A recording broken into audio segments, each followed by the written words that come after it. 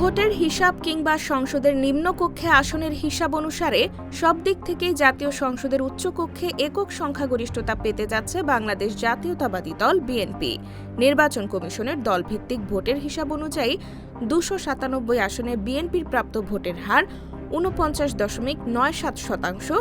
অর্থাৎ এসব আসনে বিএনপি যে ভোট পেয়েছে তাতে ভোটের হার বিবেচনায় উচ্চকক্ষ গঠিত হলে তাতে বিএনপির অর্ধেক আসন নিশ্চিত হয়েছে। অন্যদিকে বিএনপির প্রধান প্রতিদ্বন্দ্বী জামায়াতে ইসলামীর প্রাপ্ত ভোটের হার ৩১.৭৬%। সংশ্লিষ্টরা বলছেন, চট্টগ্রাম ২ ও চট্টগ্রাম ৪ আসনের ফলাফল আনুষ্ঠানিকভাবে ঘোষিত না হলেও এই দুই আসনে বিএনপির প্রার্থীরা সবচেয়ে বেশি ভোট পেয়েছে বলে জানা গেছে। এতে ভোটের হিসাবে উচ্চকক্ষে বিএনপির একক সংখ্যাগরিষ্ঠতা নিশ্চিত হবে বলে মনে করছেন বিশ্লেষকরা।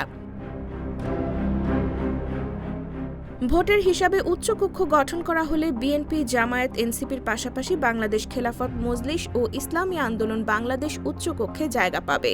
এছাড়া স্বতন্ত্র প্রার্থীরা নির্বাচনে মোট ৫.৭৯% ভোট পেয়েছেন।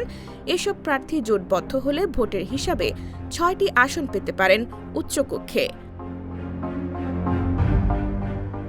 নির্বাচন কমিশন ঘোষিত ২৯৭ আসনের মধ্যে বিএনপির আসন ২০৯টি, জামায়াত ৬৮টি আসন পেয়েছে।